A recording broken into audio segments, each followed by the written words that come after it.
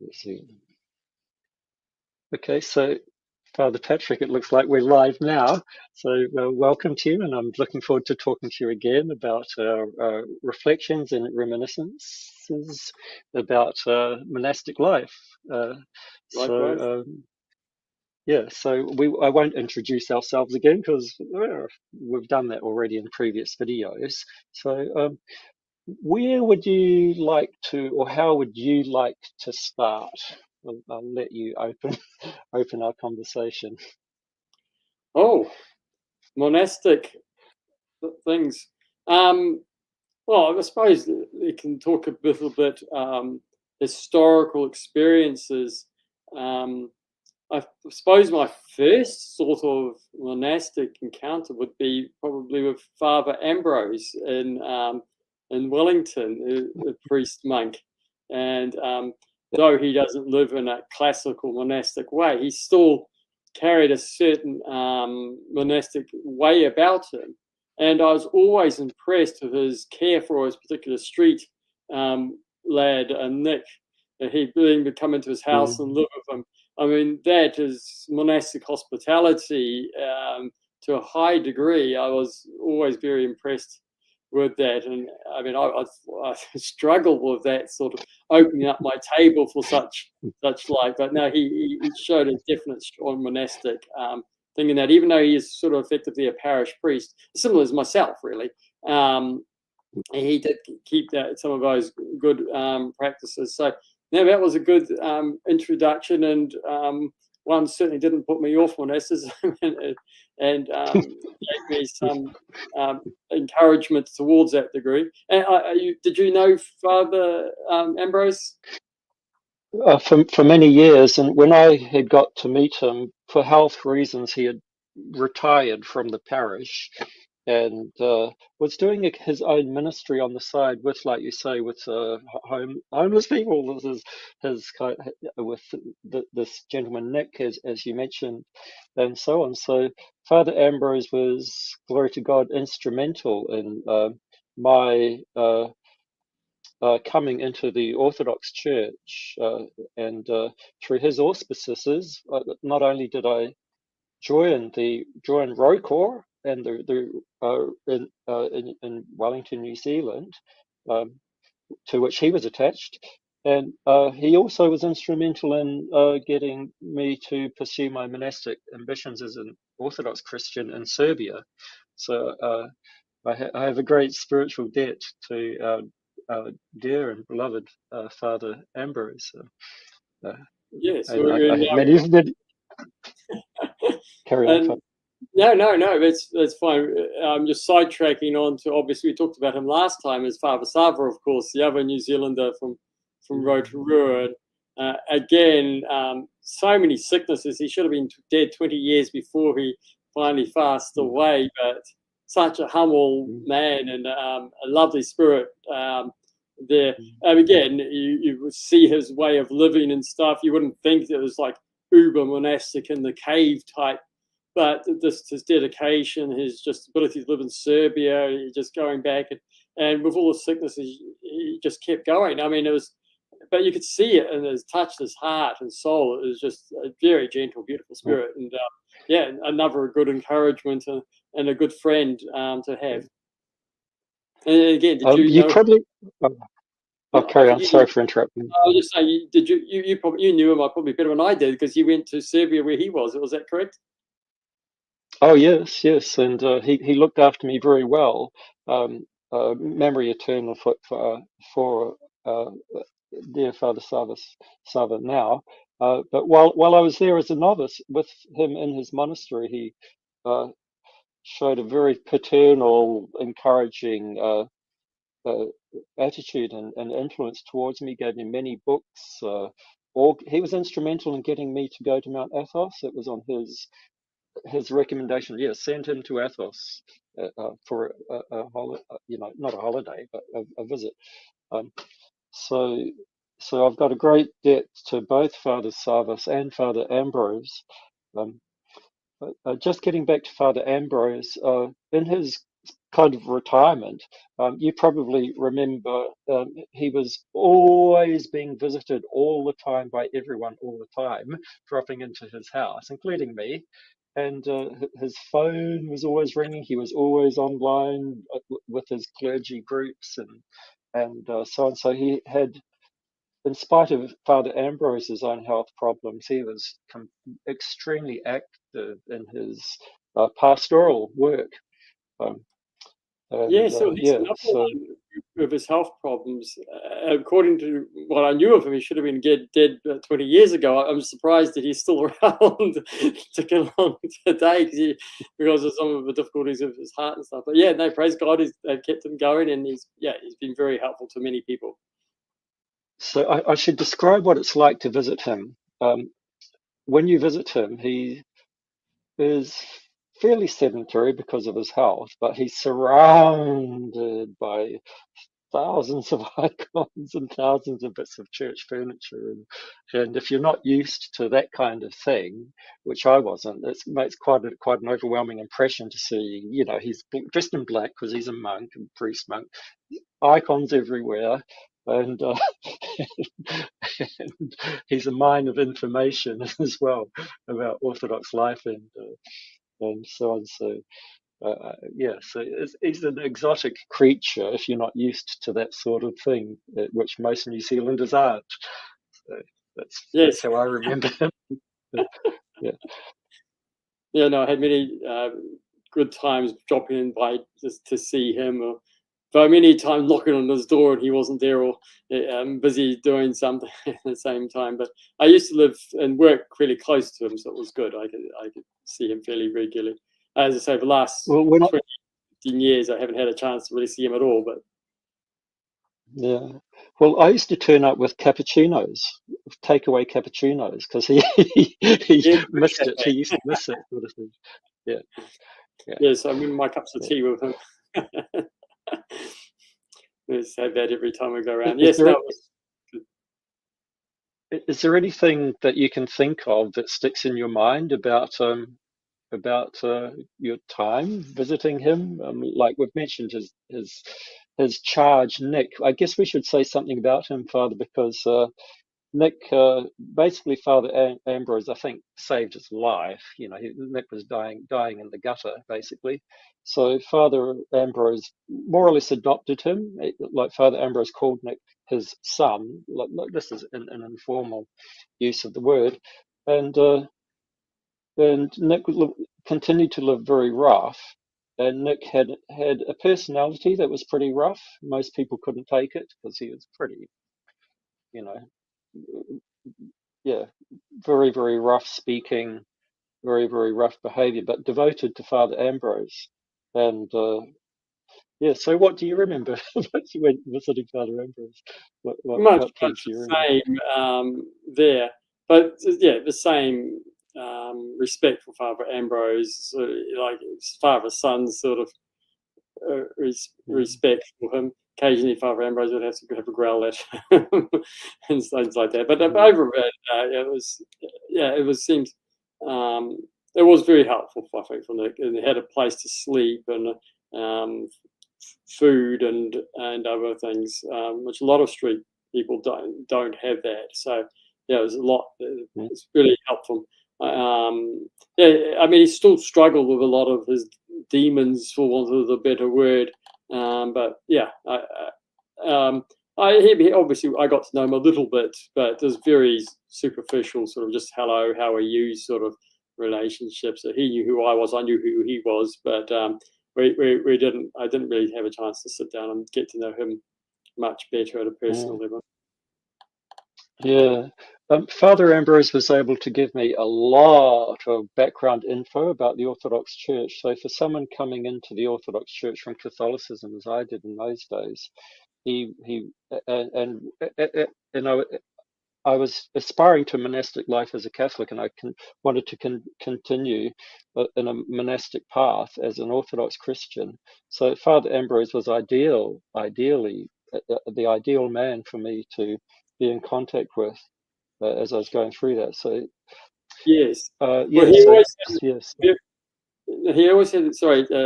he always had a very strong sense of becoming Orthodox, was become Orthodox, not to run away from something else. He wasn't very friendly to people who just want to become Orthodox for aesthetic reasons, or to run away from women priests or something like that. He was always pushing that they need to become Orthodox for being Orthodox, which I think is very helpful for someone like yourself coming in from there, because he would test you out properly and help you to see where you're going more carefully, because he is actually concerned that you become Orthodox in a full sense. And he was my sponsor as well, when I was received into, like, godfather, so into the church. Yeah, and his Eminence Metropolitan Ilarion of blessed memory, was the one, the archhierarch who received me into the church.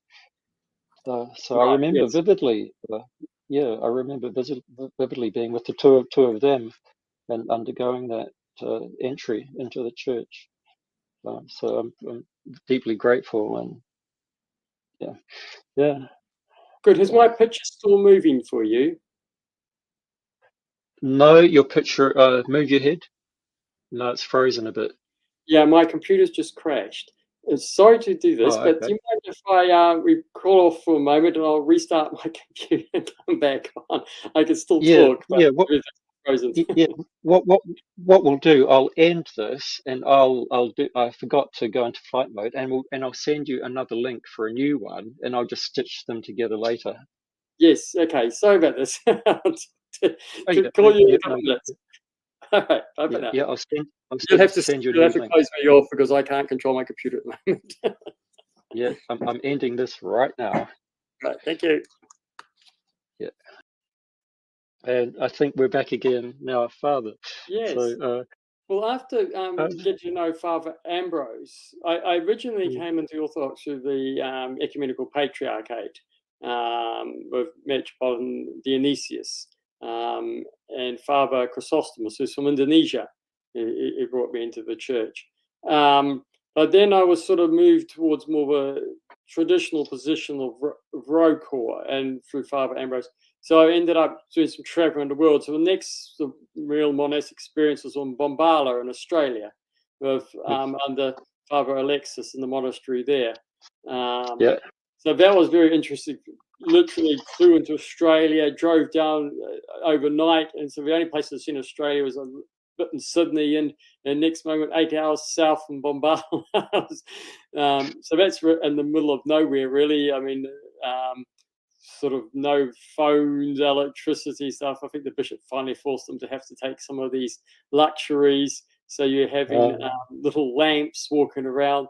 And I was thinking I was moving to Australia for a warm winter. You know, Australia is warm compared to New Zealand. And not the snowy mountains. No, It's not no. -8 degrees. I learned that water freezes in plastic pipes outside as you wake up Yeah. at 4 o'clock in the morning, shivering Yeah. and dressing it there at -7 inside as it's out. It's because you had to heat the place by fire and nobody could be bothered waking up in the morning to light the fire earlier on. Yeah. And of course, you do realize that coming out of church at 6 o'clock in the morning, that it's colder then it was when you went in, as the coldness keeps going down to about 6 a.m. and starts getting warmer as the sun comes up. So interesting experiences. But that was definitely, and the monks had a very interesting style of dress and things like Oh, that, which I yeah. Just, quite liked. yeah. Yeah. I've got a sort of similar hood now, actually, which I like to Yeah. use. The church is very well designed, with an interesting Australian style balcony around. But it's a classic Orthodox church, classic shape, etc. But with an Australian twist to it. But it wasn't. It was under Rocor, but it wasn't. It was much more Byzantine, for want of a better word. It Mm, was much more a yeah. Greek style as a whole. Mm, Um, mm, but it was very well designed.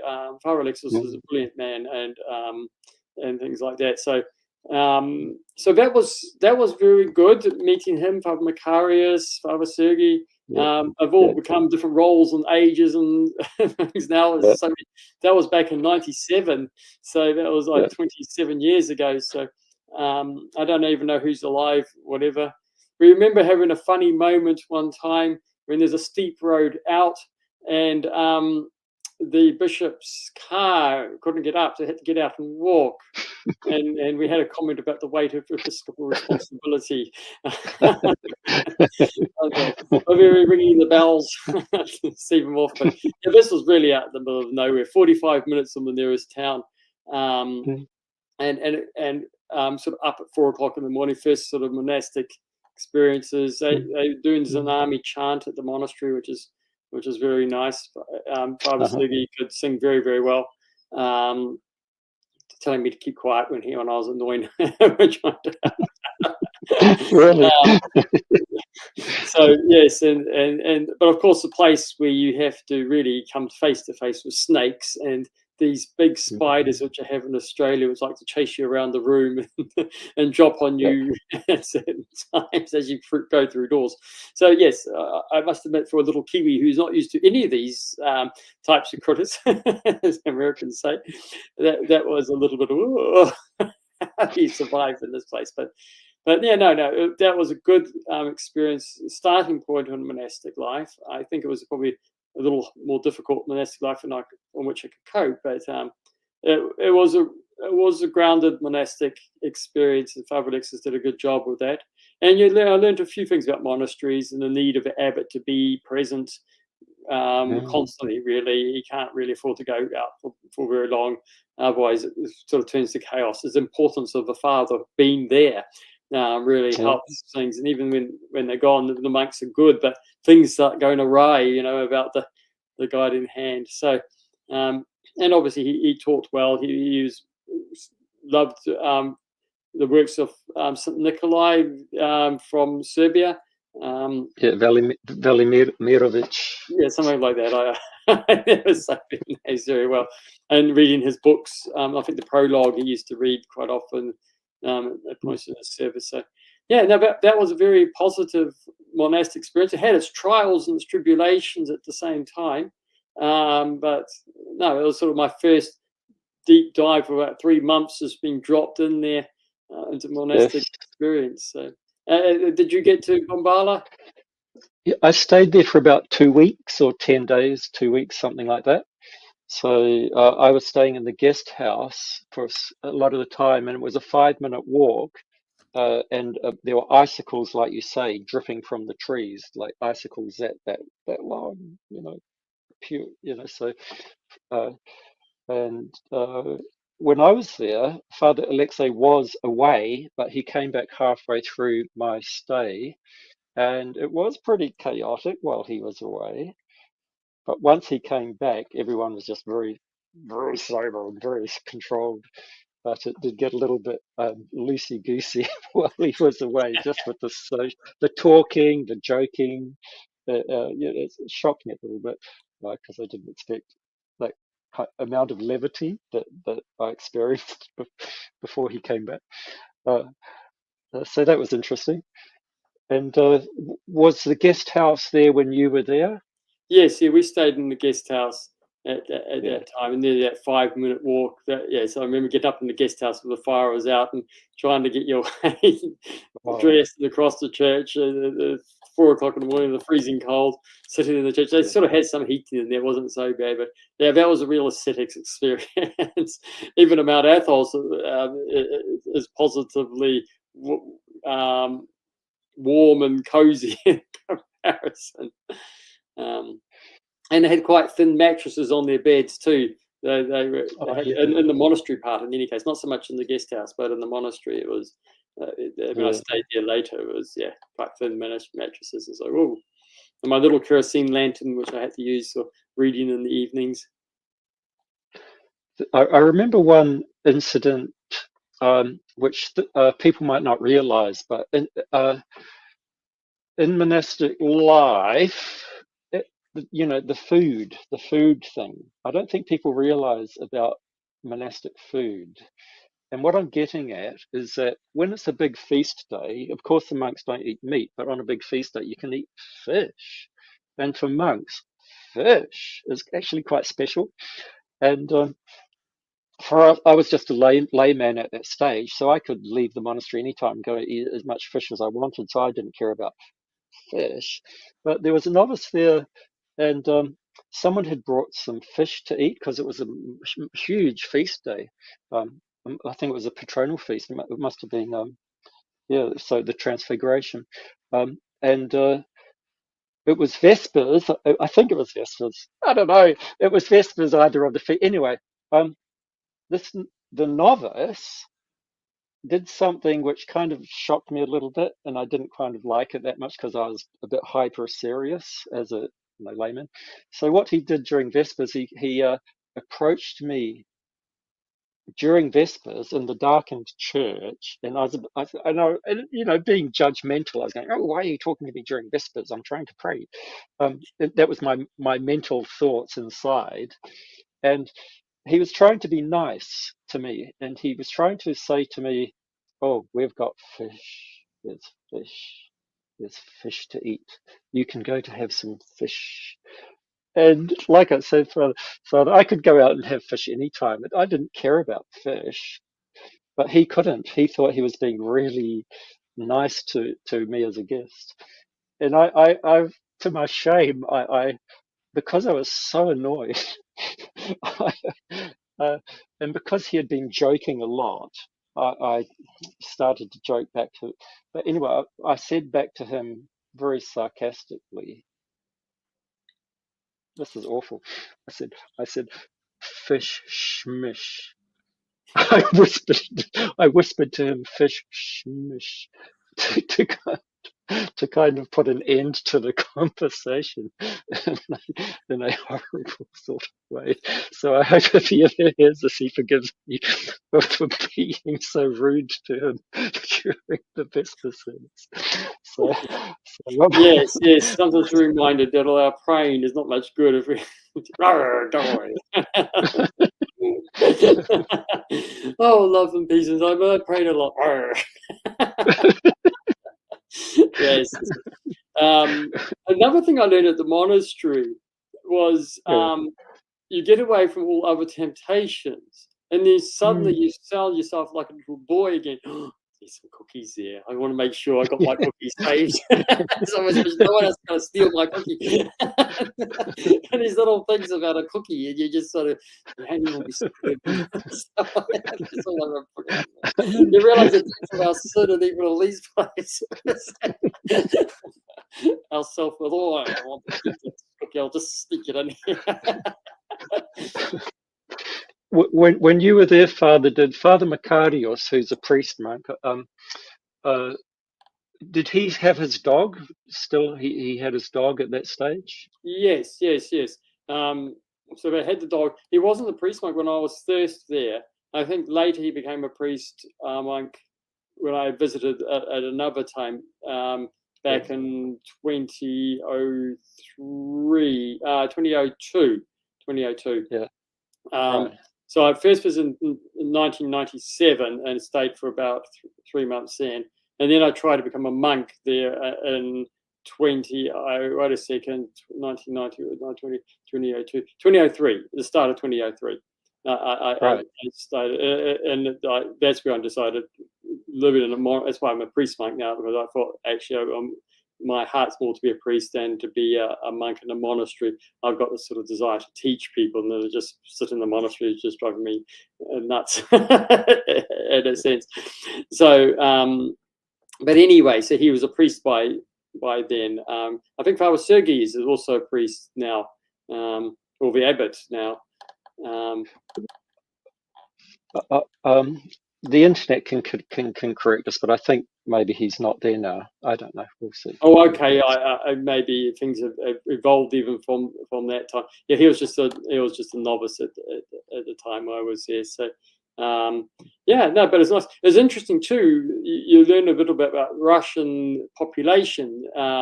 So in Russia, apparently the monks keep running away from population and to get more and more into the deserts and pushing further into Siberia and out eastwards. But of course, the people love the monks because they're living Orthodox here, and they keep coming and building houses around around the Oh, monastery, and the yeah, monks will run away as the towns grow around their isolated monastery. And I could see what's happening in Bombala as people were moving yeah. in nearby and his other families. And then Abbott's going, oh, leave us to the nuns and get further out to the desert. They're too close to everybody. So, yeah, no, that is also an interesting insight.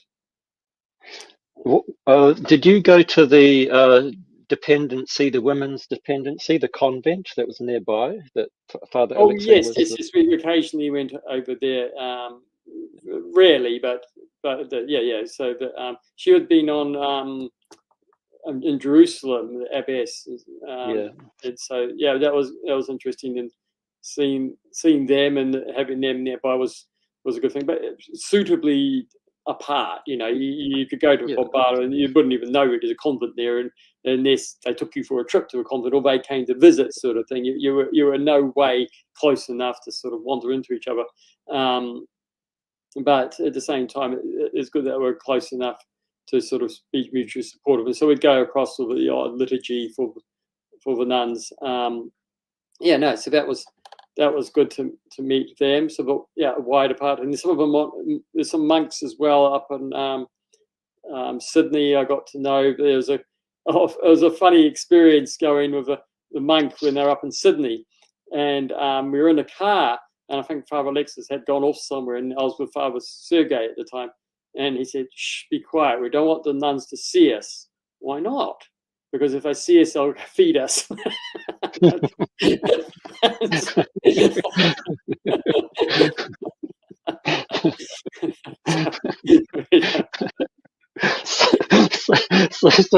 so you're all up there in Sydney, and you're trying to not be noticed by the nuns, because they'll just feed you and just Yeah, yes. exhaust their hospitality on you. So yeah, that was one of the classic lines. One of the things Father Alexei, the abbot, Igaman of Bombala, the monastery of Bombala, when he arrived, and I was finally able to talk to him, it was part of my discernment for going to Serbia and so on. Like, um, uh, um, and my personality is not a very social one. I like being alone a lot, and I find being always with people a little bit much. It's my personality. It's not a spiritual quality. It's just a psychological character that I have. So when I kind of was talking to him, and I kind of managed to get that across to him, he did a very good thing. He said, "Oh, okay. Well, you can go and stay in my little hermitage thing by the river and get away from, uh, the visitors and the brotherhood and the activity, and because he could see that according to my personality. So I went to stay for the rest of the time in his own little shack Hmm. thing by the river, and that was just great. That's all my nerves needed. I just needed to not have all of the stimulation of everyone, activity, people. Um, and while I was there by the river, what it's absolutely quiet. You're all alone. Australian river, mountains, trees, wombat holes, wombat tunnels everywhere. Big. You know, but anyway, there was a platypus every morning and every evening. A platypus would go up the river and then back, up the river and then Oh, you back. got to see one. I was always wanting to see a platypus. I don't think I ever got to see one. We went down to look. You had one. It, it Well, it would just emerge from the river like a plop, go bloop, a little silvery looking thing, and then 20 yards up, it'll emerge again, plop, plop. And that's how you know it was there. You just hear the plop sound. Then you go and see it, and it would emerge. Oh wow, very cool. Reminds me of another animal, well, a couple of animal things on that. We were sitting in the guest house in Bombala, and across the river, two kangaroos decided to have a boxing match. It was fun. First time I've seen that actually in practice. So yes, these two kangaroos have a boxing match on the other side of the river. So that was quite intriguing. Of course, it's a little disturbing. When I was pruning some roses one time, and I heard the swish swish and I looked around. There's a snake coming straight at me, and I stepped back off the rock I was standing and went underneath the rock I was on. It could have been a brown snake. It was not very good. And then one other time I was picking strawberries, and I looked up, and there's this head of a snake staring at me. I think Papa Paris had killed it and chopped its head off and just stuck it on. Yes, but occasionally you're walking back and forth to a guest house and a snake slithers past, or trying to avoid kangaroos. You don't want to run into a kangaroo. Kangaroos you keep out of your way, but you don't want to run into it. It can be quite nasty. No. They are bigger. So thanks to God that didn't happen. And I remember once of this huntsman spider. They were not poisonous. I was a bit, didn't want to sleep with it right above my head on my bed, so I went out to spray it. About 10 minutes for it to die. It was so huge. Oh. Poor thing. It's probably struggling away. We poisoned it, but and I'm thinking, I remember one falling off the door when you walk through it. It's landing behind you. And I think occasionally, once or twice, I've dropped on even for Alexis during the liturgy. When he's coming to the great entrance, the spider drops on him and trying to. So the life in the monastery, just don't worry about this, and just go there. New Zealand it's perfectly fine. So that was now, and another interesting little insight to Australian monasticism, which I enjoyed, was the other monk. I found Jeremiah. I'm not sure. I can't remember his name. He was living out just outside Sydney. And I was delighted that I was getting so used to, when you come Orthodox, especially in those days, you go to church with Greeks and you eat Greek meals and everyone's speaking Greek and stuff like that. You go to Russians, you got all this Russian food and stuff like that. And it's all delightful and lovely, but there's a certain part of you just sort of says, I didn't come to church to go into to visit Greece or to visit Russia at the same time. I just want to sort of go to church and then come out like I did with my Protestants, just chat with my friends in my own cultural environment, sort of thing, rather than sitting there feeling strange because everyone else is speaking Greek or something. But it was most delightful. We came out of church in that stage, and what did we have? Fish and chips. Oh, yes. Oh, wow. This is it was just nice to come out with a nice social meal, which was just something which I'm completely used to. Is he the father who's at Kentland, down Camperdown? It's something like that, yeah. Because I think he was at Dečani Monastery in Serbia, or in Kosovo. In Albania. Okay. So that's where he had started, I think, and he switched. I think that's the story. He was there when I was there for the Great Feast Day, so I enjoyed meeting him. And I think was originally Anglican as a young man. So he's an interesting. That was interesting. If it's the same man, of course. It could well be. I think that's where he was. I mean, there's a convent in Kentland or something nearby as well. But he's fairly close to that. And I remember another time too. There was before my time. Sydney. There was a cave where a monk had gone to pray, and this is one of my first experiences of grace. I walked in and almost fell back out again. The grace was so strong in this cave. It was just whoa. You can really feel the presence of God. It was just years of a monk praying in there. So that was another. That's one of my first sort of real spiritual experiences. Just being in that place of prayer, and as I say, you're almost falling back out again because of the power of the experience of grace was so strong in that place.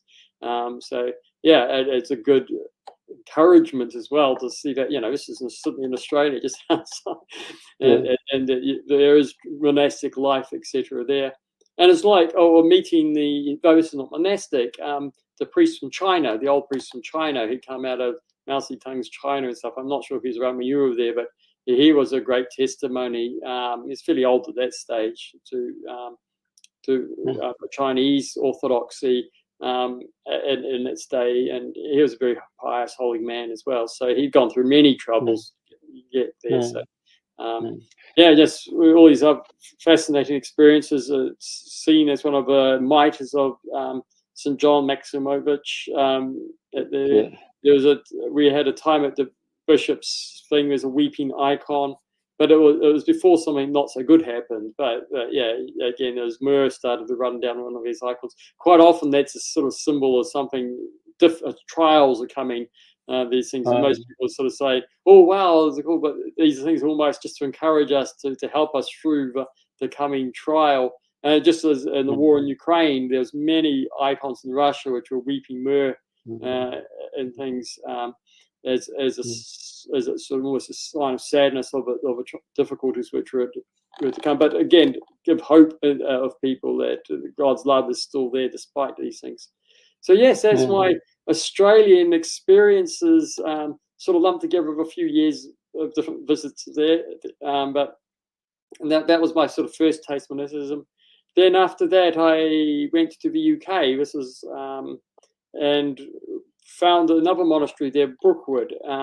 It's with the old Calendars now, but I stayed at Brookwood. That's probably my favourite monastery of all. It was a Greek style under Rocor. And one of the funny stories of that, the abbot, Father Alexis, it was also another Father Alexis, and but he was much of he was quite a character. And so we had two Father Alexis, and so he always used to say, I think they knew each other at Jordanville or something like that, and he would say, "That's the real Father Alexis. I'm the unreal Father Alexis." His character. That was there. So, and then Father Sava, Father, monk, novice Theodore. Now they're all probably priests and all sorts of things. Now I sort of lose touch. That was lovely. It was a nice monastery. It was they worked hard. They were in a cemetery, right in the middle of a cemetery, and they had the cemetery chapel had become their church. So it was interesting going for walks and around. I was just going for walks through the cemetery. So always this constant feeling of death.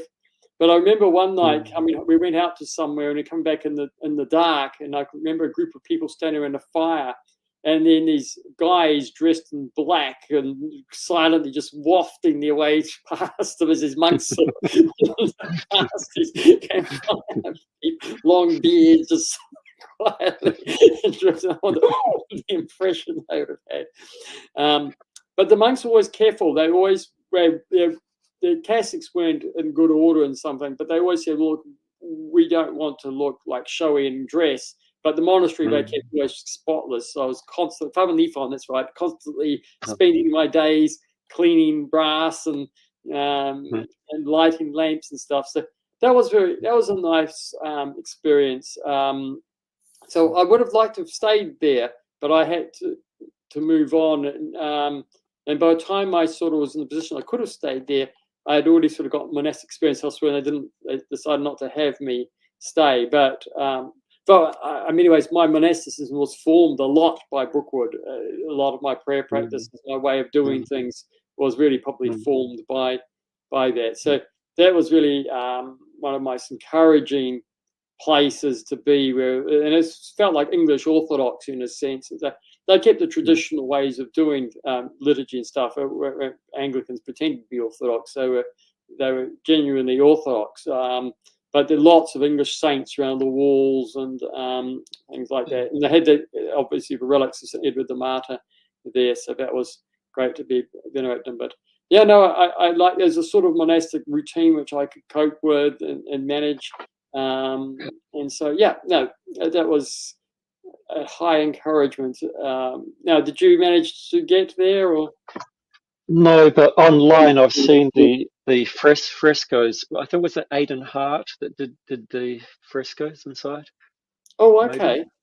Maybe. I don't know. I and know. then Brookwood, he did them. Well, I might be wrong. Forgive me, internet, if I'm just inventing some fake story. As many years since I've been in some of these places, so I'm losing touch of how things have developed since then. So I'm not sure their relationship together. Actually reminds me now that my next one was visiting Aidan when he was a monk still, back in '97 up in Shropshire, and his beautiful little chapel, and staying with him for a few days up there. That was very nice.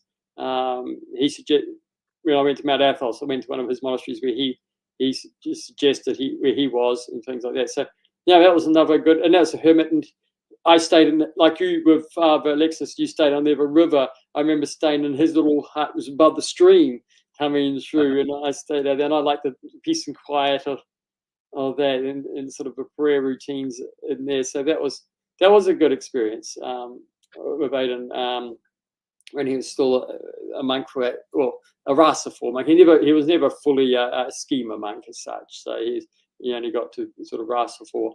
But yeah, it sometimes it shows too in his situation that it can be very difficult being alone as a monk, especially if you're engaged with the world too much. It can get too stressful, and lots of people visiting you and things. And if you are going to be alone, it's better to be near a big monastery who can take the most of the hospitality and things, or really in the middle of nowhere. So people just really don't know who you are and don't find you. Because otherwise, if you're alone and you suddenly get lots of visitors and you've got the king coming to visit you and all these sort of things, I think it can make monastic life very difficult.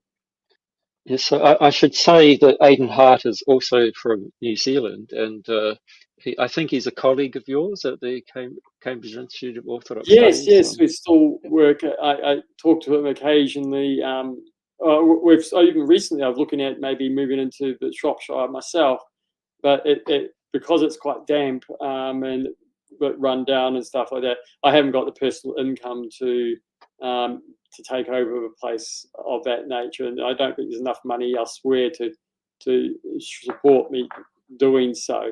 But anyway, that was plain. So I was talking to him fairly recently about that.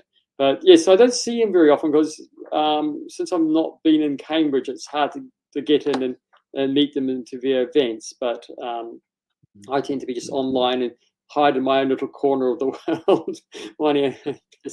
But yes, he's become one of the more famous New Zealand Orthodox rock stars, as one of the better words. So our small cadre of New Zealanders from older times, the 90s converts, where there's a few of us, we could almost count each other on our hands. And there's Father Ambrose, Father Nicholas, there is then Aidan, then a few years myself and Father Sava. We were the sort of, and then yourself. Actually, I'm not sure how many more New Zealand monks there are since our time. Even there were a few that were in Metropolitan. Amphilochius founded the monastery in the Vin. We had a few, but they tended to sort of come in and drop off a bit. So I'm not sure if anyone else has stayed.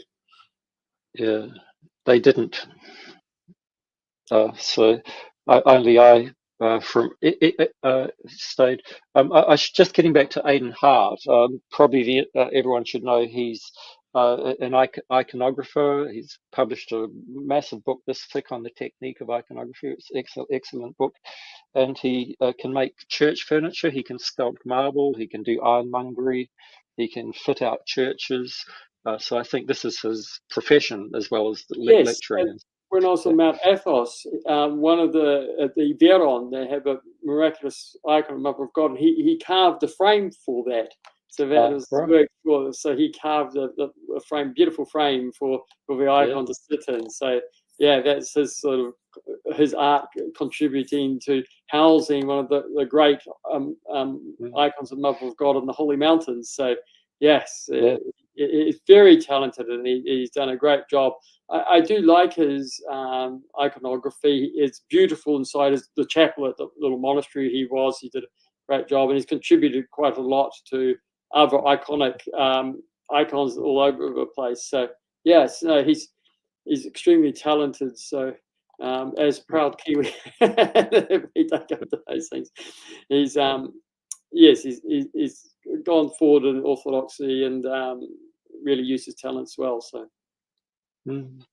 Father, did you ever spend time in Ireland?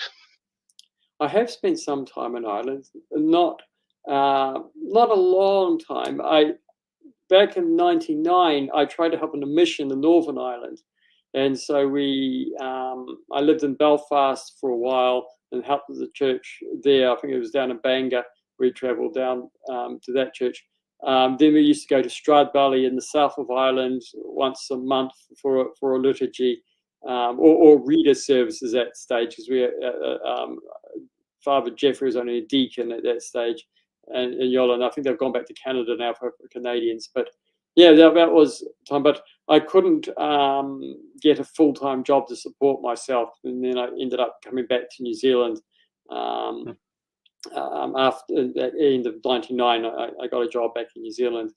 But yes, so I did that, and then later, 2016, I tried to go up into Ireland, and I stayed in the house in Belfast and tried to help at the parish, but didn't work out at that stage. It was too much a Russian community. I'm too Greek and the way of doing things, and it's a little bit damp in Ireland as well. So living sort of in someone's backyard, it was a nice idea in the sense, but it was just not quite appropriate. And so I tried to move down south to see if I could work with John, but again, I didn't really want a monk, sort of a Greek style monk. They wanted a Russian style priest. So yeah, back in England again. So yes, though. Yes, so we've got Aden, Brookwood. I'm just thinking. So when I went back there, I got to know a monk called Igumon Sergei, Abbot Sergei. He had a little, another one of us sort of on our own doing it. It's a bit hard in English-speaking monasticism to really get together bigger monasteries. We have struggled to do that, but there's a few around. So yes, so he was in Clacton. He was on his own. He's very quiet, just kept to himself. Unfortunately, he's got dementia over times, and it's a little bit sad. But you can see even his dementia that the effect of prayer, the effect of a monastic life is like you see some people in the care homes are crying or disturbed, anguish, but he's very calm. You can see a very calm. He doesn't know where he is, but there's a deep calmness about him, a deep sort of inner peace. And this reminds me of how important it is to keep the inner prayer going, to develop the habits of piety. And so when you have the right heart and you're a pure mind and heart, if you get dementia, it doesn't matter, because your inner heart sort of still continues and shines through you.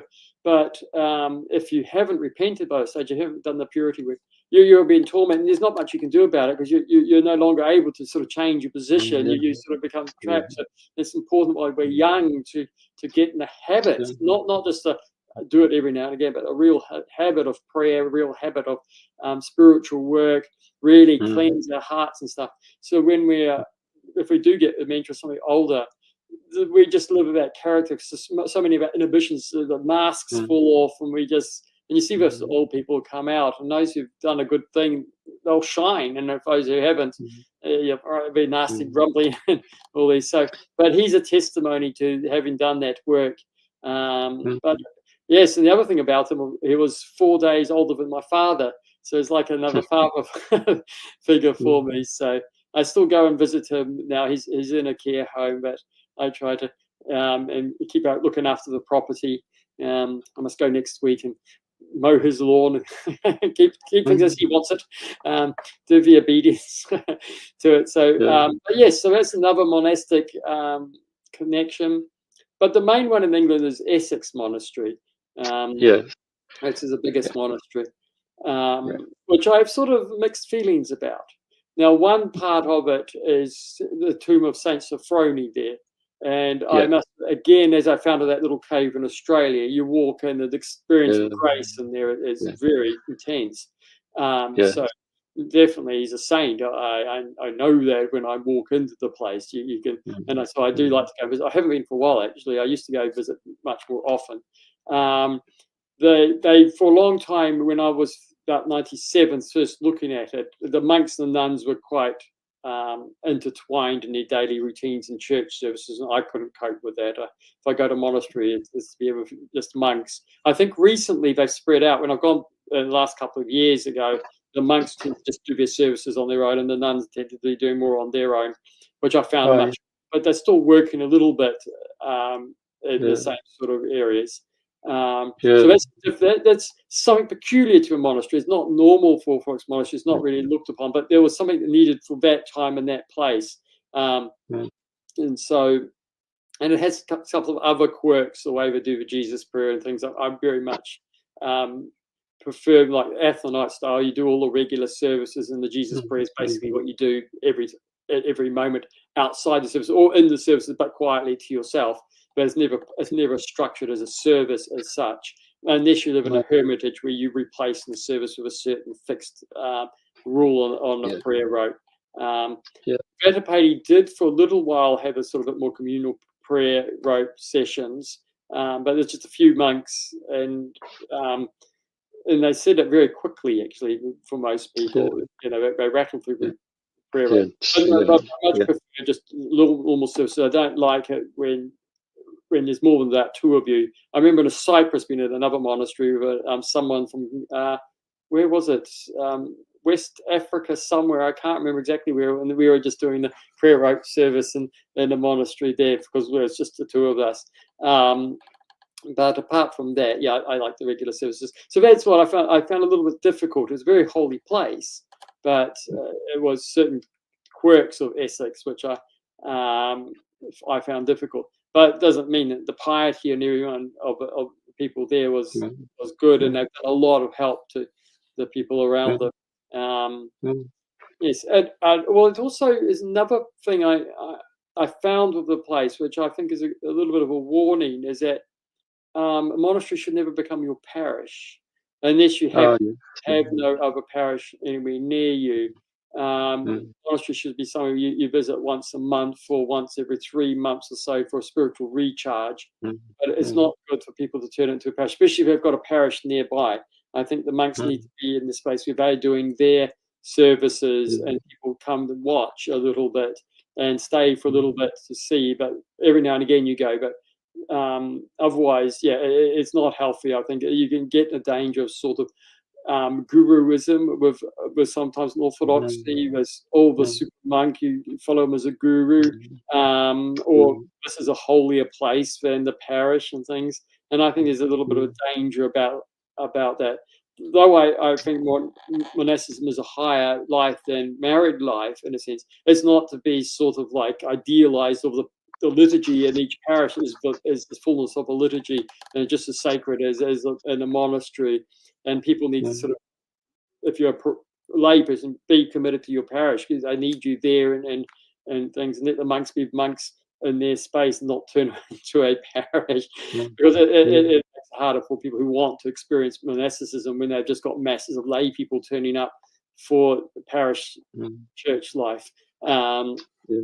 so I think, and as I just to avoid this sort of guruism of people, where we all Mm, teach the same mm, tradition. The priests are there to teach for the teaching of Christ, the traditions of Christ, and not to mm. sort of give you magic insights to things.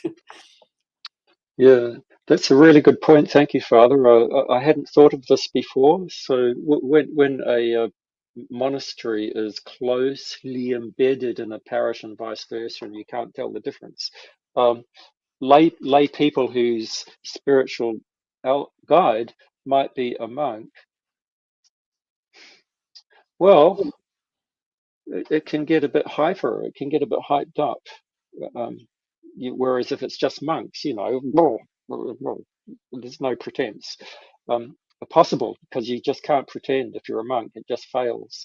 But with the kind of chaos, yeah. So I'll think about that a bit more. Thank you, Father. That's a really good point. I really appreciate that. I'll think about this a lot. This is a good thing. Father, when I was at Essex before going to Serbia, I stayed there I don't know, a couple of weeks or something. But I got into trouble. And what I did, yeah, what I did was I was in the guest house, and I think there might have been 8 beds in the room that I'm in, and I without a blessing, and I'm not a monk, I'm just a layman on the way to Serbia to be a monk there, um, without a blessing at all, and for which I got castigated, was I I I made the beds. I made the beds. I got the sheets and I made all the beds. And I got told off. And the problem was, and this is what people might not realize, things get really specific. And what I didn't know was that while I was making the beds, some sheets are too short for that mattress, and some sheets it was really hard to match the right sheet for the right mattress. And the guest master told me off because I had used all of the wrong sheets on the wrong mattresses, and this so, so I ruined it.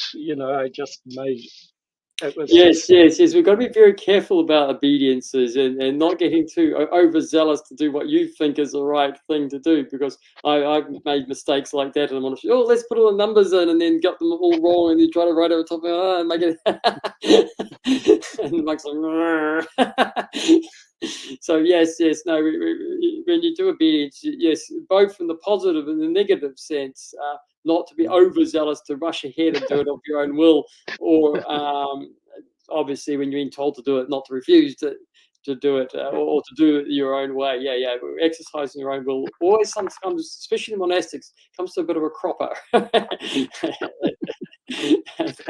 you have to do exactly what you're told and not even slightly change. Don't even change it a little bit. Don't do more, don't do less. Exactly. Yeah. This is more the perfect obedience. Of course, all of us want to put our own little mark on things, so we do our own little thing and get ourselves in hot water for doing so, because some things are exact and they need it exactly right, otherwise it'll be messed up. So yes, I've been told off for some of those things. Father, do you remember at Essex, like the culture is very highbrow, like they're really Yes, educated. yeah. That's the other thing that sort of put me off a little bit, was this highbrow. Says me, Mr. PhD academic. But when I was there, having compared to Bombala and Brookwood and things, I did feel it was a little bit at that stage, like everyone was doing PhDs, but the conversation felt a little highbrow to me. And it was more esoteric. I was going, what? This is a bit weird. It didn't seem that grounded earthiness, which I was used to. So no, I had that impression too. I think it's got a little better. I don't know. It's been a while since I'm there, but certainly I had exactly the same impression when I was there. And it is one of the things that sort of made me step back a little bit from the monastery in those days. As I said, I think it's changing a bit now. But yeah, in those days, it was like, oh, it's a bit strange. And I even though I'm academic, I still like things being done pretty much on the traditions, and just do it the way you're supposed to do it. And keep those things quiet. But yeah, anyway, as I said, I noticed the same thing. Yeah. And then I think after Britain, I went to Mount Athos for my first stay there. That was quite tough. But again, the monks are good. I didn't go to Batapei this time. I went to Veron. I fell in love with Kalakalu. The cook befriended me. Got to know him. And he said, "Send me a picture book from New Zealand." So when I got to New Zealand, I sent it back to him. And when I went to another time, he thanked me for having.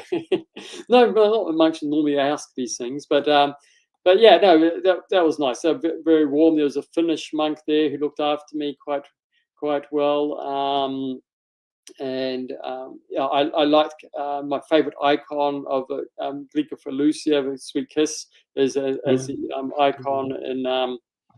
I've got that one there. As the originals at Philotheu, and so I just love to go and venerate the icon there. So that was good. Where else did I walked quite a lot. almost got lost a couple of times, but managed to get there. But I had this huge backpack in those days, chugging across the Right. recent times I go with a light backpack. It's much Yeah, better. yeah. I've learned to travel lighter. Though I'm still a madman, an Englishman. That's right. Mad dogs and Englishmen walk out in the noonday sun, chunking across Mount Athos and hiking over there and perspiring, turning up as a big draggled mess, or turning up in a monastery. Oh, we can't have visitors. You go on to the next one. That's over a massive hill, like over an hour and a half. Bye. But then that was good. But I didn't get to, apart from the cook, which that warm welcome. I didn't get to meet many other monks there. A couple of us, and again, it was a nice warm experience, which is good. I mean, not every monk on Mount Athos is a paradigm of saintliness. And some can be a bit rough and things, and you can hear occasional monks arguing with each other, and so they have their moments. So they're humans, and of course temptations come flying in. But when you meet the good ones, there's a definite saintliness, a grace, a love, and a kindness. And I must later, when I went back to Vatupedi, I met this much more strongly among some of the monks, even some of the novices. You can experience that. And each one has his character. Each one has a zeal and some things. And others are good at this. Some are excellent at the quietness. Some are very able to speak very well. Others are very helpful. But there's a genuine sense of love and care. And I think that this from the stronger. I think actually the monasteries with the obedience was a little stronger. The routine was a little bit more intense. Actually, were better monks. The ones more idiorhythmic monks, they weren't as well developed spiritually. But in the good Cenobitic monasteries, I could see that obedience really helps, and you see this. And I must, having met Amitra and Amphilochus and going to Thari later on in Rhodes, I must admit I didn't really quite, it's much more idiorhythmic, the monastery there. I think because he had gone. But when there is an abbot there and there's not that strong sense, it becomes a bit more individualistic, and the atmosphere is not as good. It's a bit more chaotic. Whereas at Vatupedi, I like the nice regular atmosphere, and you can see it in the monks that they're really good. But the abbot is constantly having to remind them when he's speaking to reverse, remember your obedience, to do that, and that's one thing I like to talk about. Actually, is I think we might have said this last time, is that monastic talks are not about, and this is where I think we're talking about Essex of this highbrow thing. When you get to something like that, there's none of this. It's not about anything high thoughts or theology and stuff. It's really basic practice. Watch how you're thinking. Don't feel like this. Don't end up in conversations. Make sure you get to work on time. Do as you're told. Don't drive too fast down the road. Don't, it's practical stuff, which actually, when you start, as I said, the cookie instance at Bombala, it's these little things that test the soul. It tests your mind and your motivations, these little wee practical things that really start going, am I actually thinking right? Have I got my heart in the right place? Am I being selfish? Am I putting my passions and my ego ahead of things? And these are realized through these obediences, through this actual having to do what you're told in these specific things, being accurate on these things. This is really, it helps to get you that self-discipline, self-direction, and it cleanses on. If you're just self-willed, often you don't really cleanse yourself because you don't catch these little things in you, these little egos, these little desires, these little passions, which are because if you're feeding them all the time, because you're free to do so, you don't see them. It's only when the rule comes in that you can start to really test these things. So, yeah, I think this, that's why I think they're very keen to get the Cenobitic monasteries back away from the idiorhythmic one. Now, that's not saying that sometimes we had to live a little bit more idiorhythmic life, and so not all of us can. I'm not a living. I'm sort of basically idiorhythmic in myself, and I weep for my self will that inspires sort of thing. I like having some form of obedience to somebody. As a matter of fact, I almost treat my employer, as I say, my master, and though he growls at me for being very it reminds me of doing the strict obedience to keep cutting that even to a secular man as such is Yes. important. You need that. So yeah, decent a bit of and I see the more structural because you can see how it polishes up the souls, and I see this in Cyprus too under Metropolitan Athanasius. Good traditional guides, rigorous way of doing things, but in the traditional and strong on the prayer. It works. You see men who are men, but the calmness and gentleness of angels. Yeah, it is strong men.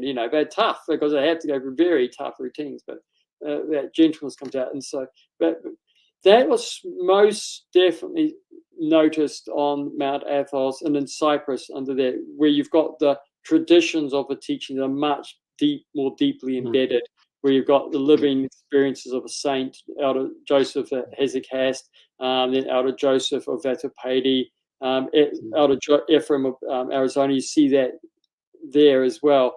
But it's having it for some of the generations. And so Metropolitan Athanasius of Limassol,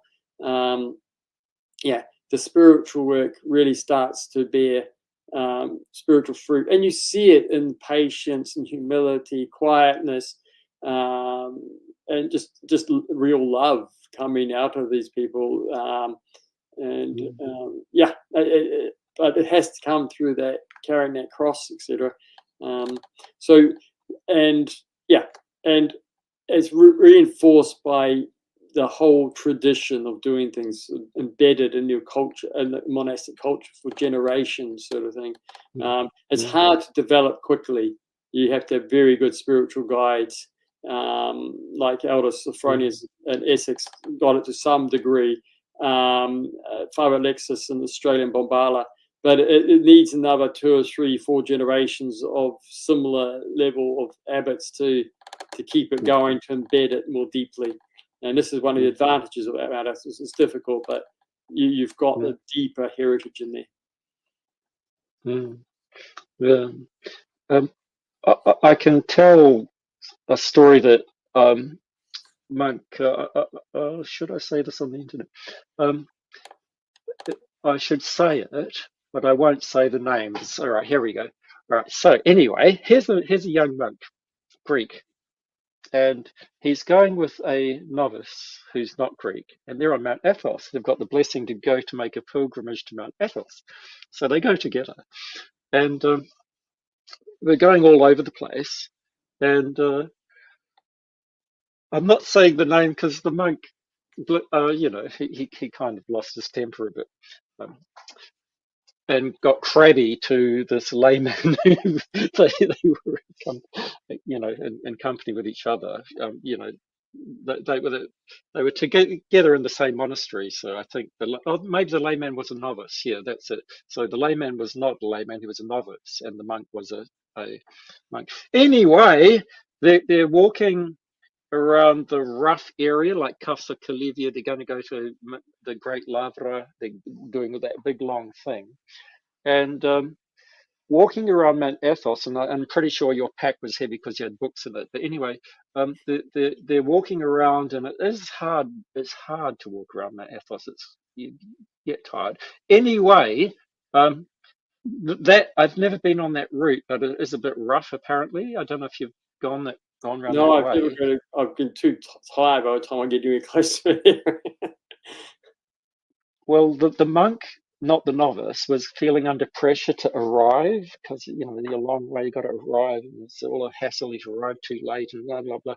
And the novice sprained his ankle on the rough terrain Ooh, and was limping, and slowed them right down. And and the conversation went like this. Now, I think it was the monk who told me this, not the novice. I don't know. Anyway, the monk was saying to the novice, "You should have told me that."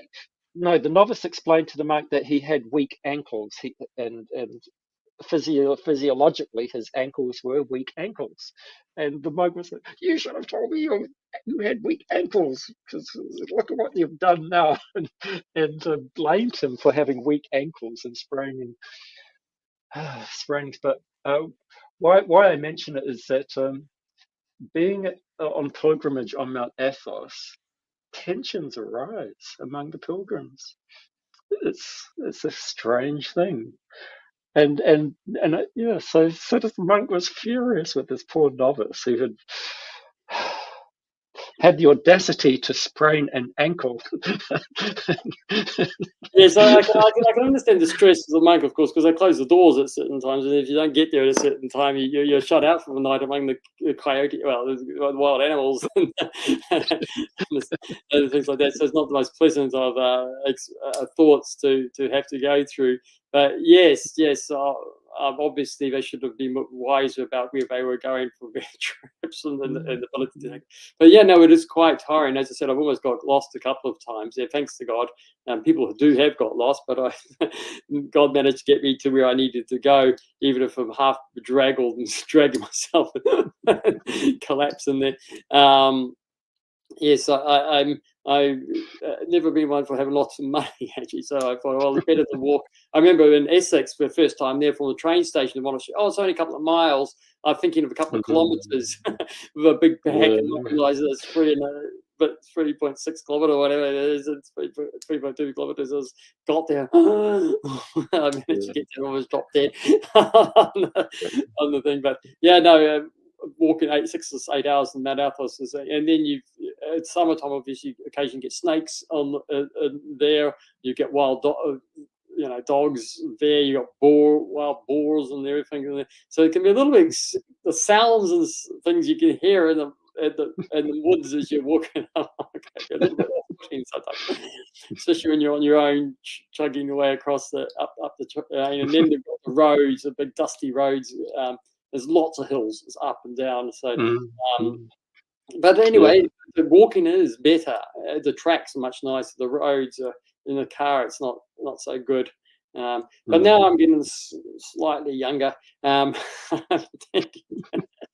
less inclined. I tried to walk from one monastery to the other time. I skinned my knee, slipped a bit, and then I'm trying to get back. I realised I probably slightly overextended myself and sort of just had to force myself back up over the hill again. And again, I was getting a bit tired walking back up the hill. Walk for 2 minutes and stop, and then going back up. So it was, but I got there again. But I realised it's getting what I used to do about 10 years ago. Just a quick jog over the hill and back again was. But yeah, it's not easy. But it's lovely environment to go there. And as I say, most of the monks are really good. And I generally find, again, in the bigger monasteries, the monks are better. Some of the ones in Grand Carrières are less amenable characters sometimes.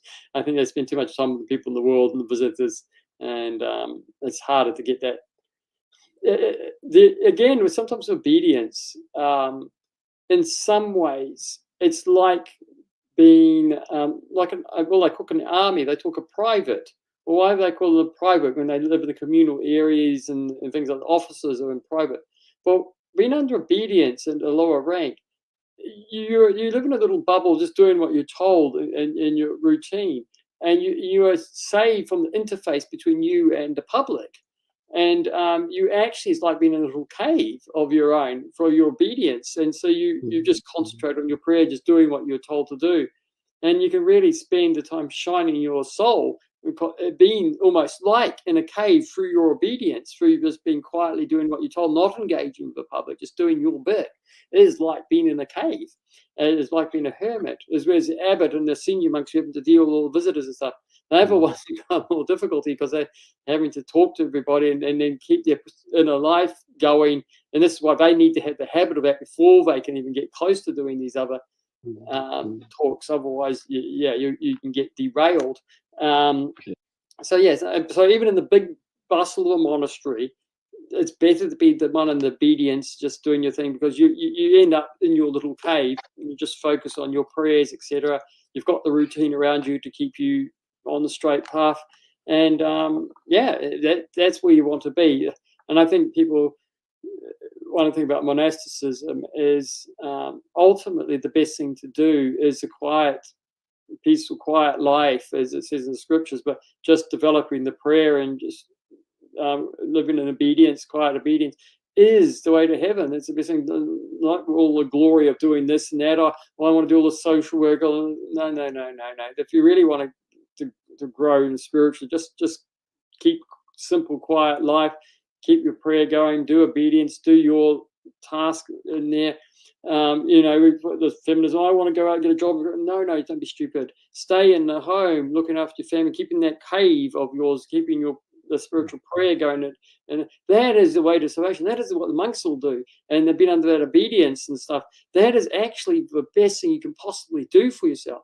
And when you've experienced that in a spiritual way, when you're not sort of grasping for worldly things, which are actually distracting and tiring and wearing, and you learn to understand what's going on in the heart, the inner grace in there, and how that obedience and stuff reinforces that, and how disobedience comes a clash to that, and you feel it going. And when you go, oh, no, it comes to a dark place of grumpiness and groaning and swearing and cursing at everybody there.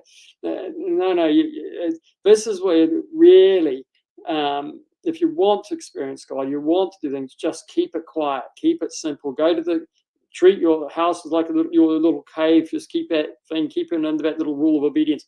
That is what you want. That is the way to salvation. The rest is a distraction. You're called and dragged out into these other things because the church needs them, but that's not the way. And also that quiet life, because you develop grace, you through the prayer, etc. You shine. You don't realize it, but you're shining. People see it. They see it in your calmness. They see it in your peace. They see it in your demeanor, the way you speak. And people are attracted to this because everybody else is scattered. They're distracted. They're just agitated. They're worried. They're just nervous wrecks. A lot of people. That's why so many people drink, smoke, etc., to try to calm themselves down. But if you've got that inner calm because you just kept things simple, kept that simple obedience, keep you from getting self-willed, etc., and just keep the prayer going and just doing your simple tasks in your little cave. People see that and they go, "What is this? I'm missing something." And I had a lady come today. And she said, "What?" I said, "Why did you come?" She's atheist and trying to tell me off for being atheist. And I said, "Why did you come?" "I'm empty inside." I said, "Well, I don't experience that. I'm a sinner. I know I'm a sinner, and I don't deserve heaven. But the emptiness, no. God's there. I know God's there, and I'm not suffering that problem. I know when I sin so badly, but I have an emptiness. That means I need to repent. That's hell. But no, I know that God's there, and it's not. But it's through that calmness and the gentleness that you get there, and people taste it and they want that because and this is why monasteries in the biggest scale, each little house with people living like that is a witness, and monasteries, by just living that life among the monks, become a witness because people meet the monks and see this, and that becomes a witness. So our actions, our conversation is our way of life, and in that sense, not a conversation the way we talk, but in our way of life, in the older meaning of the word. That is much more powerful than going out and standing on soapboxes and yelling at people. We need to have the words to give explanation why my life was attractive. Yes, we need to be able to speak when we asked and to explain it well, or to at least drag the person to someone who can explain it better. But it is a way of life that's important, and that is through our cave experience. One time I saw a young novice come out of his cave, and it was an example of a bit of extra. Well, it was very social. Like sometimes monks crawl out of their cave and do chat idly with each other and joke, and so it was when I was on Mount Athos walking up to Hilandar, and it's a long way, but anyway, an old beat up Range Rover comes by full of monks going to Hilandar, so they give me a lift, and I'm a novice from Serbia, So yeah, so I sit in the back with the other novices and the monks, and in the back of this Range Rover, there's about, I don't know, 5, 6 of us, something like that. But one particular young novice, I think either side of 20 or something like that, maybe. Anyway, he spent the whole journey holding forth to everybody in the back of the, and he was talking all about food. The food at that monastery is like that, and that's pretty good. And the food at that monastery is blah blah, and it was all about the food. And it was a morning, and it was a cold day. He was very comfy, all rugged up, and everyone was comfy and chatting and enthralled by, by everything he had to say about food. All of the different refectories of the monasteries that he's had been to on Mount Athos. So, um, I mean, so he was doing it in the way a teenager might. Like, Father, you can think of, some young men, quite naturally, like attention and a bit narcissistic, but you know, which is fine for a teenager. So he had that kind of, just talk, talk, talk, talk, talk, talk, talk, talk, talk kind of thing going on. So that was, I didn't expect that on the way to Hillenden. Yes, monks are humans, and they have all the general things of that. And obviously, novices are yet untrained in some of these things. So yes, but interestingly, in monastic life, again, novices sometimes are almost more fine-tuned than some of the middle-aged monks. And because there seems to be an extra grace on that, that's trying a little harder. But quite often, after the first 3 or 4 years of monastic life, there comes a very dry patch for a lot of monks for like a decade almost, when they don't taste grace and they just plodding through things. And this is where some of them start to get a little bit go off rails, start chatting and things like this. Whereas some of the novices being more rigorous and stuff. So occasionally you get one through inexperience will start trying around. But some of the times I think it's some of the middle-aged monks which we're now going through these dry patches, and they, oh, I need to talk to somebody. I'm not, you sort of get out of yourself. You come out of your cave, in the sense, your interior, your heart, and you're sort of looking for comforts and conversations and things like that. This is where you get a bit more of them. If they don't catch themselves and get in the habit of that, that becomes the monks that become annoying to everybody else. Yeah, carry on. Sorry, Father, carry on. But otherwise, if once again, but we all slip on that sort of thing, because we sort of have these natural desires for company and companionships and talking, and it's a way of sort of, there's a little bit of a hollow sometimes, and you want to fill it. And obviously, the best way is to get in your cave and pray, and you don't have the hollow. But they do get some dry times. But I think it's all part of God's plan.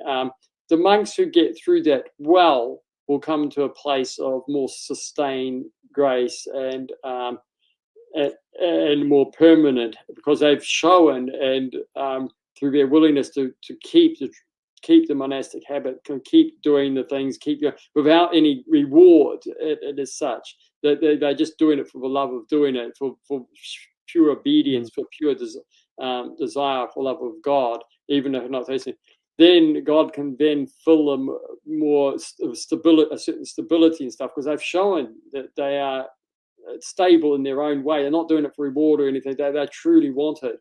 They truly will it for themselves, and they don't care. They're doing it regardless of whether they get any grace or not. Then if you go another 10 years, and they still keep going along the monastic routine. So, and then these monks, especially ones who've really gone through rigors, you become your elders and your saints and your spiritual counselors and the guides and stuff, and they become clairvoyant. All these other gifts start to manifest through them. But they've gone through the ringers to get there, or they've gone through a very intense, like Saint Joseph Hezekiah. You go through a very intense desire. I'm just reading his life now. very strong. Then he goes through a very hard time, and he's pleading with God, who then fills him of his love and his light, sort of thing, as a consolation and a help. But that's, you have to take the cross through that, either very intense or gently, or light across over many years. Father, have you seen this problem be managed in this way, which I've seen quite a few times? So when that monk is getting a bit dissatisfied, he's in his later 40s, early 50s, early 60s even maybe, but how I've seen it go is that particular monk who's having that, they do this. They go to the abbot and they say, look, I think I should go to a different monastery. I think I should go for a visit to my family. I think I should go and do. And how I've seen it happen is that the abbot will kind of listen and understand and everything, and then just tweak their obediences a little bit, give them a different job, and the crisis passes. So have you seen that kind of thing that happen? I haven't directly seen that type of thing, but I've probably witnessed without knowing why I was witnessing that. I've seen occasionally some of the older monks, you go, oh, why have they suddenly left? So some, they've been there for 5-10 years, and suddenly they go, well, why? I mean, surely if you've been there that long, we can keep going. But these other things that sneak up, these the temptations and stuff. Yeah, and the wise abbots will see that as a temptation. They'll understand that, and then tweak things to break the routine a little bit, just to help them to get, because we are weak, and so the abbots need to sort of work on that. But one of the most important things of monastic life, just like married life, is stability. Sticking to the relationship, sticking to the monastery, sticking to the house, even if things are not going well. Most of the time, not going well in your own imagination, but even if it's not actually realistically not going well, unless it comes to absolute crisis of, like, the abbot becomes a heretic or something like that, there's this certain, or your monastery becomes full of homosexuality or something like that, you've just got to get out because it becomes impossible.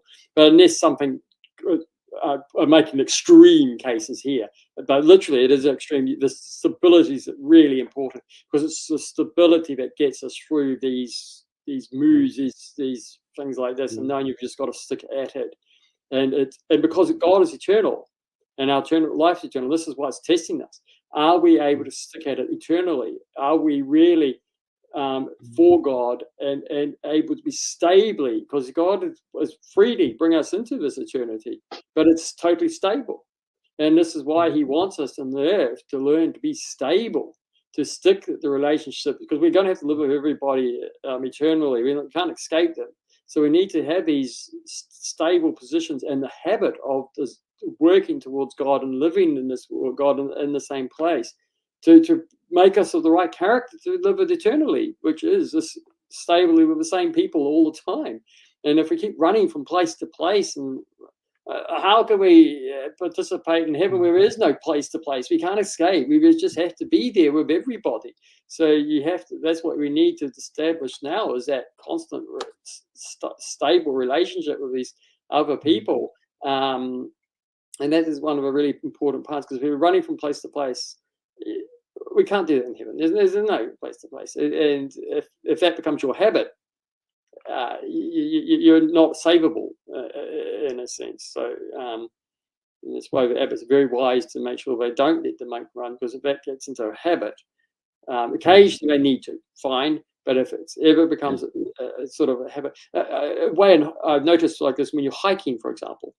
When students, I always, when they get tired, I always push them another 5 minutes or so, because if you don't, and you start stopping, you want to stop earlier and again and again. It becomes a habit, and you never move anywhere. And so you've got to push on. You've got to set a set time. And it's like that. You keep moving, you just start getting the habit of moving. This is not happening. This is not working.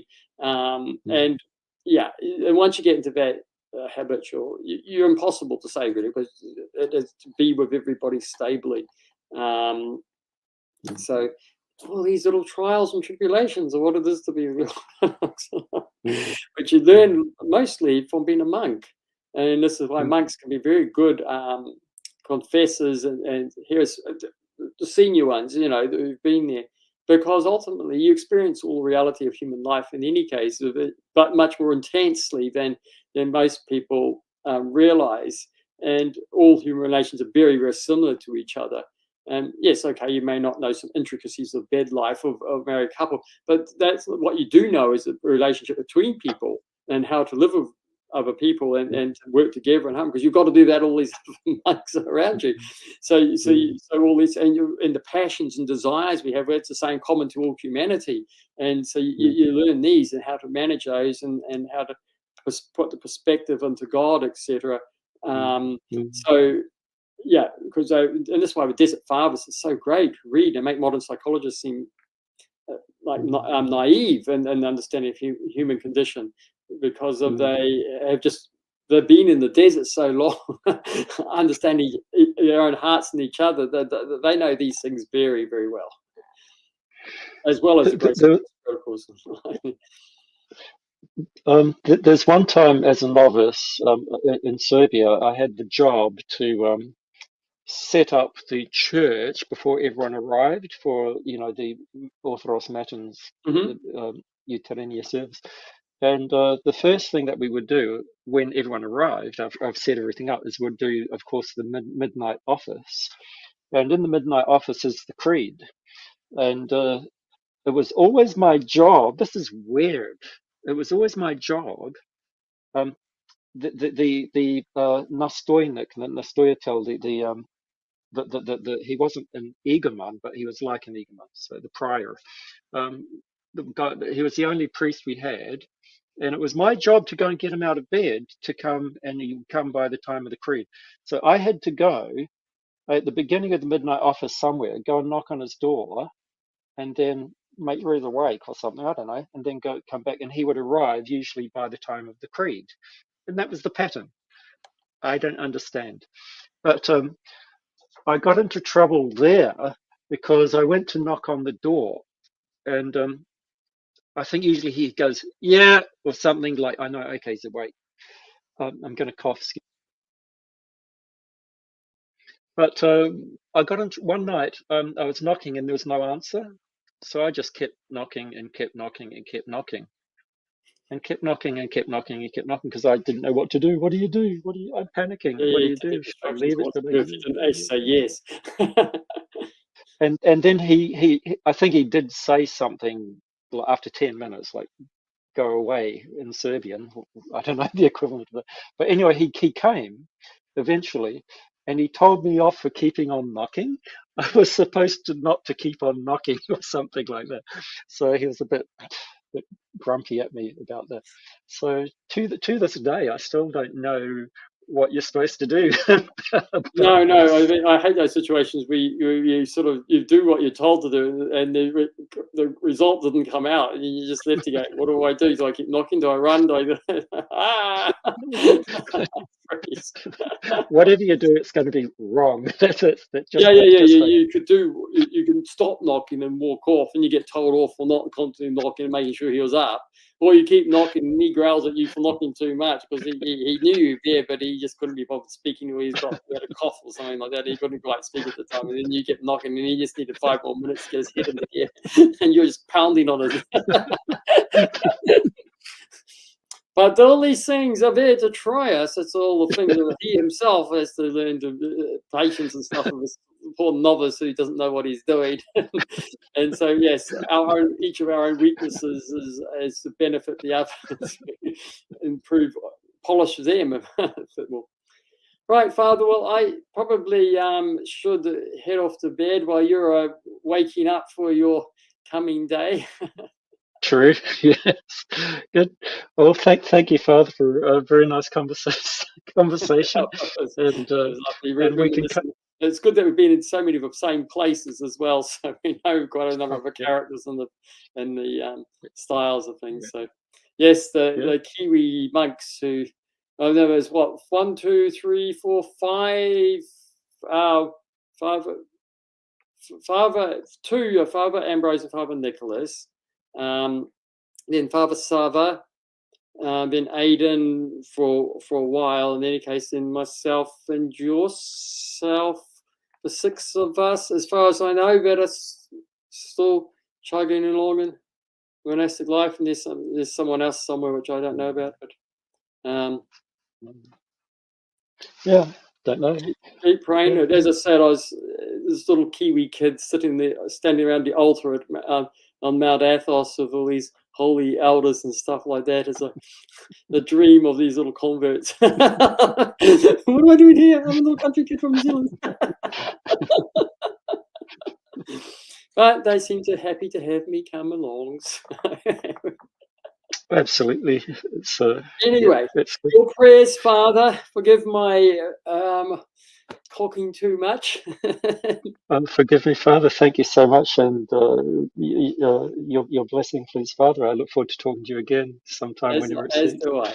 I want your prayers, and yes, catch up to you soon with my will of God. All right. Amen. Bye, Amen. bye. Glory to God.